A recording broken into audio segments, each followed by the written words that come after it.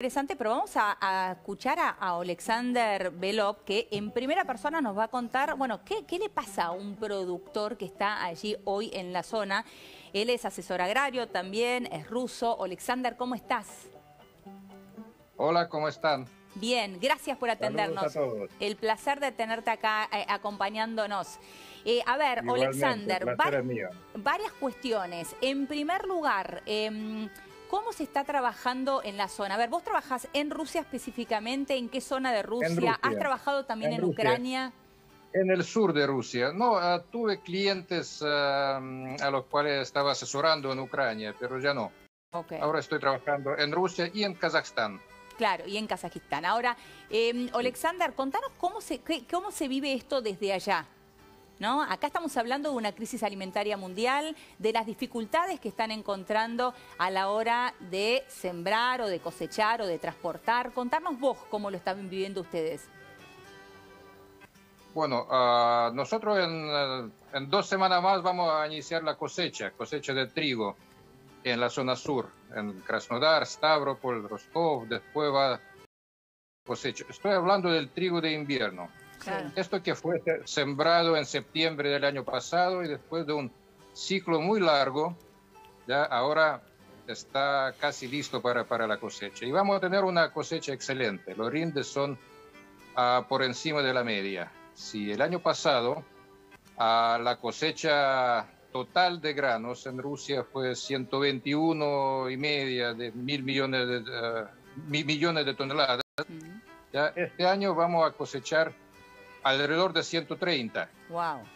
Y esto es muy cerca del récord histórico, que era hace 2 años, que era 133 millones de toneladas. Wow. De lo cual una gran parte es trigo. 80 millones de trigo esperamos este año, con unos rindes muy buenos. Muy bueno. Bueno, eso fue sembrado, sí, igual que en Ucrania. En Ucrania también el casi 100% de trigo se siembra en el y es el trigo de invierno, y que también se va a cosechar. Y en Ucrania, según la información de FAO, se va a cosechar por lo menos un 20% menos de superficie del año pasado. Oleksandr, bueno, en Rusia no tenemos este problema, así claro, que vamos a tener una cosecha muy grande, muy abundante, con los precios que acompañan.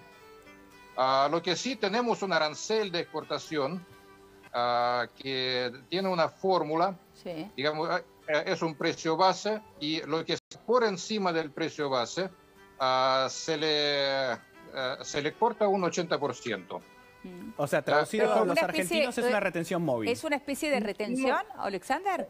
No es retención, no es retención en sí, porque si los precios son bajos, no hay arancel. Son retenciones móviles. Fija el precio, cualquier cosa por arriba de ese precio. Solamente se introduce cuando el precio es, por ejemplo, ahora el precio son... Está bien. Son $380. Y eso que el trigo ruso está castigado por la ruptura de la logística. Los barcos rusos no pueden entrar en los puertos. Hay un grave problema con los seguros. Claro. Ya, pero aún así, a las exportaciones van, todas las semanas se exportan 300, 400 mil toneladas de la cosecha pasada. Contanos eso, Oleksandr, ¿cómo están en términos de logística? Tanto en Rusia y también cuánto conocés vos de lo que está pasando con la logística en Ucrania, ¿no? Porque me imagino que, digo, ustedes hasta hace muy poquito, quizá vos todavía lo considerás así, digo, fueron hermanos, me imagino que vos tenés mucha relación con muchos productores también ucranianos. Mira, para nosotros, para resumir, no quiero hablar mucho de esto, para resumir, sí, para nosotros es una tragedia humana de enorme magnitud. Y la verdad que sí, somos pueblo hermano, las familias divididas por ese conflicto, hay muchas. Hay muchas familias mixtas y la verdad que no imaginábamos que iba a pasar esto, pero pasó. Y es el eco de de la caída de la Unión Soviética. Claro. En Yugoslavia eso sucedió de inmediato y nosotros tuvimos un periodo, digamos, de maduración. Al final estalló, lamentablemente. En un conflicto bélico, la verdad es la primera víctima, como se sabe. Por tanto, es difícil de creer lo que dicen, lo que dice la propaganda de un lado y del otro lado. La verdad siempre está en el medio. Por tanto, cuando me dicen que hay 20 millones de toneladas exportables en Ucrania, y yo tengo duda. Ucrania ya exportó más, este año exportó más que el año anterior. Este año exportó 18,6 millones de grano y el año pasado exportó 16,5. Sí. ¿Cuánto se quedó efectivamente? Y no en palabras de los políticos, no se sabe, no se sabe. Y cuando se habla de las trabas para exportación, yo entiendo que más que nada es para el trigo que se va a cosechar, para la cosecha futura, para la cosecha que se va a comenzar en 2 semanas más. Ok, ¿vos no crees que el problema entonces sea con la cosecha pasada? ¿Cuánto se va a cosechar? La verdad que yo deseo que se coseche todo lo que fue sembrado. No creo que va a ser posible. No creo que va a ser posible, lamentablemente. Y sí, Alexander, contanos vos cómo lo ves de allá. Nosotros te contamos acá la información que tenemos, pero me parece interesante que vos cuentes la tuya también. En términos logísticos, ¿cuáles son los impedimentos que tiene Ucrania y también las dificultades que tiene hoy Rusia? Bueno, la primera dificultad es que el puerto principal, Odessa, está bloqueado por los dos lados. Por un lado están los barcos rusos y por otro lado el puerto fue minado por los propios ucranianos. Así que los barcos para exportar trigo no pueden entrar al puerto y tampoco pueden salir. Eso está en discusión y yo creo que eso se va a abrir en muy poco tiempo, porque es una cosa crítica. Y como digo, se trata más de la cosecha futura que claro, de lo que queda en los puntos de acopio actualmente. Mariana. Alexander, ¿cómo te va? Mariana Rein, que te habla. ¿Cómo andás? Hola, Mariana. Hola, ¿qué tal? Muy bien, mucho gusto. Bien. Acá por lo menos. Mira, Alexander, vos quiero retomar un puntito que acabas de decir. ¿Qué es eso que se va a solucionar el tema del puerto en este último tiempo? ¿Tenés alguna información para brindarnos? Como que se iba a abrir esa ventana para poder sacar los granos. ¿Qué sabés vos desde ahí? Y bueno, recién tuvimos conversaciones entre el ministro del Exterior nuestro y el presidente de Turquía. El presidente de Turquía está involucrado en esto. Sí. Erdogan está interesado en que se abre porque Turquía es un gran importador, un gran receptor del trigo ucraniano y también del ruso. Tiene una gran industria molinera. Turquía importa grano, la transforma en harina y exporta harina. Ajá. Es un gran negocio en Turquía. Así que Turquía es el primer interesado en que se solucione esa situación. Turquía ha sido muy activa en tratar de buscar acercamiento. Turquía tiene una buena relación con Rusia, tanto económica como hay una relación personal entre el ruso y el presidente turco y hablan constantemente. Así que yo creo que se va a encontrar una solución con intermediación de Turquía, sin intermediación de Turquía, con algunas enmiendas de una u otra parte, pero se va a solucionar. No, digamos, las exportaciones ucranianas no van a estar, digamos, cerradas al mundo. Claro. La última, Alexander, y ya te liberamos y te agradecemos enormemente por este tiempo. Sí, Fer. Alexander. Otro tema, por ejemplo, los que más sufren en esa situación son los países más pobres, los países africanos. Claro. Y no en vano el presidente de la Unión Africana el presidente de Senegal, el presidente actual de la Unión Africana, estuvo en Rusia, estuvo reunido con el presidente Putin hace pocos días, a inicio de esta semana. Digamos, este fue un hecho muy publicitado y el principal tema que se trató fue justamente la crisis alimentaria. Y yo le digo que la crisis alimentaria no es por falta de trigo, no es por falta de grano. No es un tema unidimensional.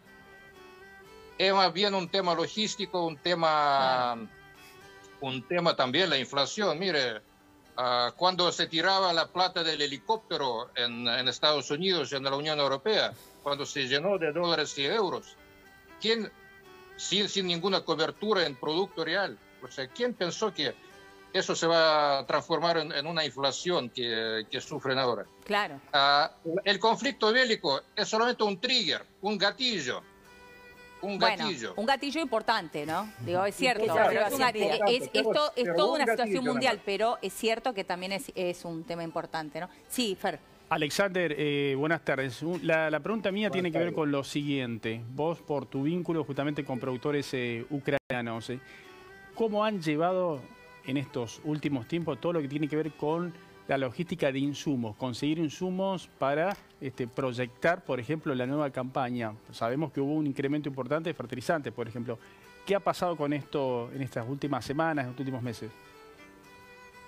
Y la verdad que se va a sembrar con menos insumo, con menos tecnología, pero se va a sembrar. Yo siempre digo que el ucraniano es muy tenaz y el productor, el campesino ucraniano es aún más tenaz, así que se va a sembrar menos de lo que se sembraba habitualmente, con menos tecnología, pero se va a sembrar. Bueno. Una merma de cosecha, de brindes, pero la agricultura, el sector agrícola no va a parar.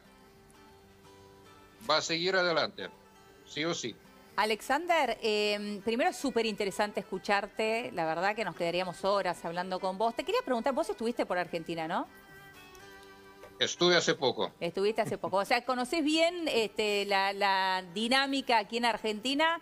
Tanto la riqueza que tenemos en el territorio, pero también las dificultades que tenemos con ciertas políticas, ¿no?, para el productor. ¿Qué lectura haces de la producción en Argentina, de cómo se trabaja acá?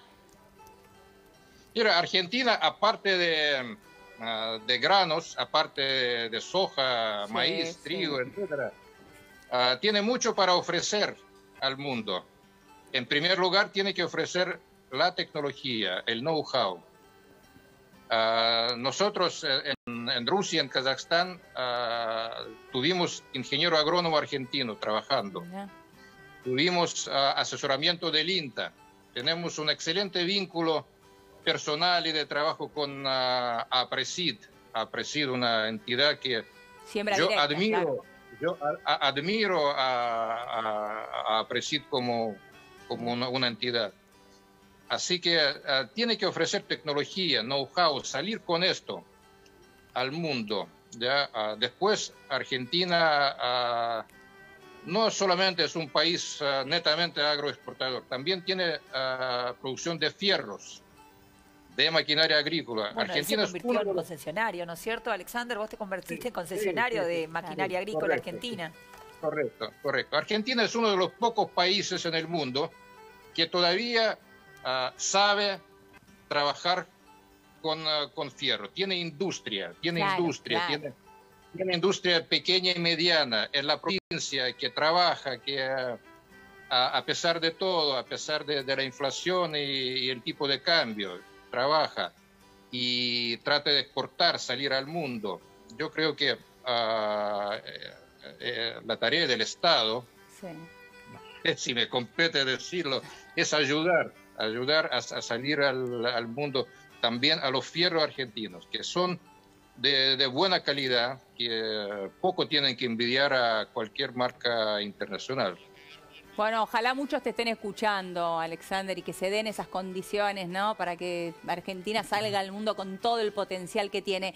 La verdad que fue un placer hablar con vos. Muchas gracias por este tiempo. Seguramente te vamos a volver a molestar. Te mandamos un beso grande. Igualmente, gracias. Gracias. Gracias a ustedes. Gracias, Alexander. Chao. Un placer. Bueno, súper interesante. Lo escuchaba recién, Alexander.